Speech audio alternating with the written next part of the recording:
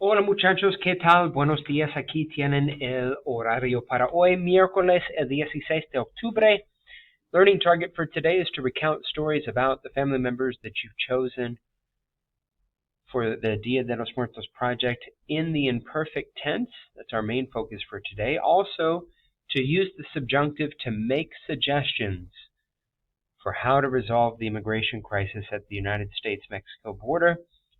Issue number 2 on the minds of most Americans if you look at general polls leading up to the general election here in just a few weeks, 3 weeks from today, matter of fact. Warm-up question, ¿Quién vas a honrar para el Día de los Muertos y por qué? This is where we left off last class. Share who it is that you would like or who you are thinking of celebrating for the Day of the Dead and why. And going to take a quick look at the project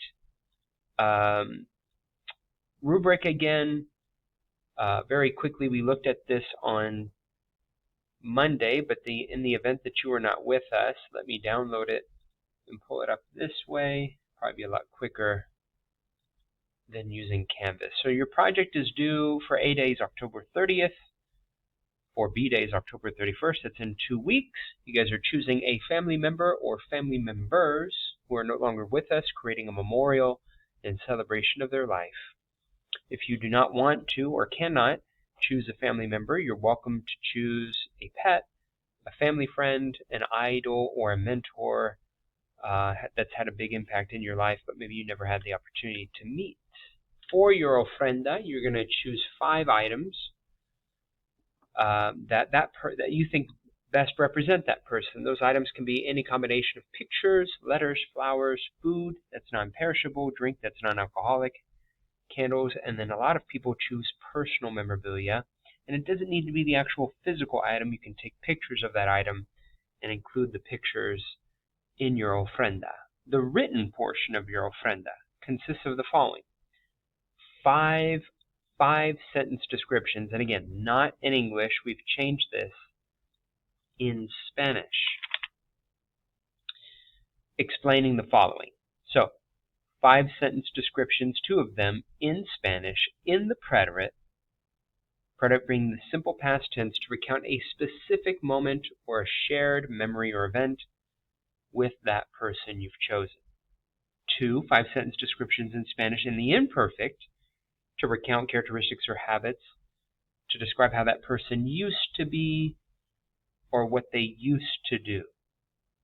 And then finally, 1 5 sentence description in Spanish in the subjunctive to share your hopes of living out the memory of that person in your own life. And that'll be kind of the final thing that we get to. We're focused on the preterite and the imperfect today, and I'm going to give you guys time in class to work on this assignment, to write your first paragraph of the project. So again, you're choosing an item. For each of the items, what memories does that item invoke? Those memories would be in the preterite.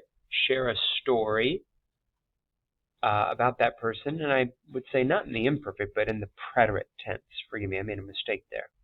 Recount a story in the preterite about a specific memory shared with that person, and that's what I'm going to give you guys time to work on in class. And maybe do that in your notebook, or you can type it out. Please do your best. Do not use an online translator. Your sentences don't need to be perfect. This is a rough draft that we're beginning on right now.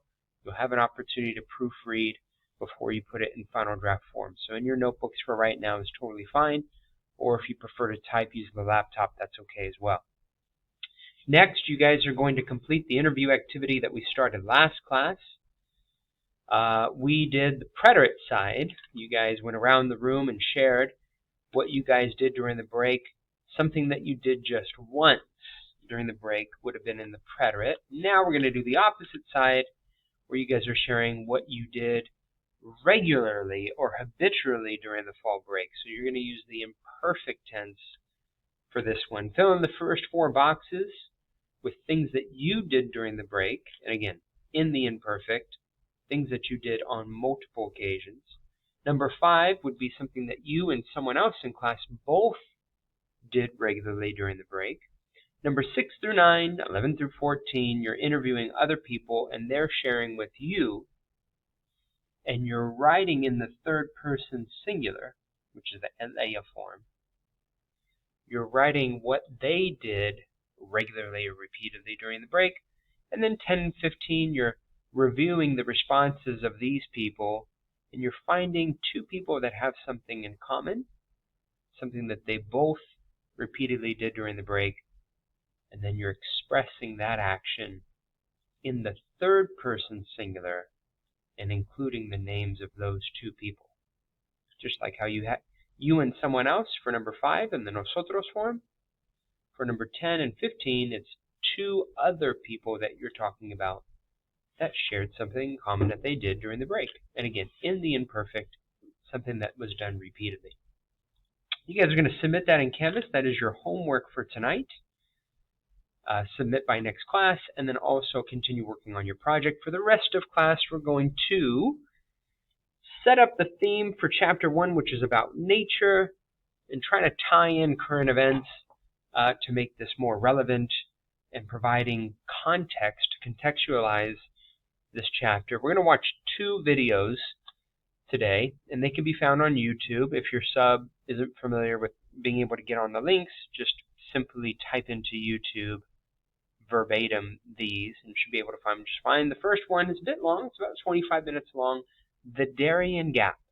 Learning about the geography of the Darien Gap and the journey that more and more immigrants are making to gain entry legally and illegally into the United States. So we'll watch that video. Just watch. Stay off the phones.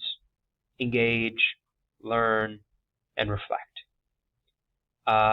Watch the second video. Very, very brief.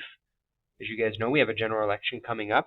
Two candidates for president and where they stand on the topic of immigration. Very quick, giving you some further context. And then the last thing I'd like you to do is to brainstorm 5 verbs in the infinitive, meaning that the verbs end in AR, ER, or IR. You don't need to use them in complete sentences yet. You don't need to conjugate them yet. You just need to brainstorm 5 verbs that you would use to make suggestions to the new government, whomever wins this election in November. What suggestions would you make to them for how to resolve the immigration crisis? What strategies did you glean from these 2 videos? What ideas did these 2 videos provoke or inspire you to think about? So you're going to identify those verbs in the infinitive.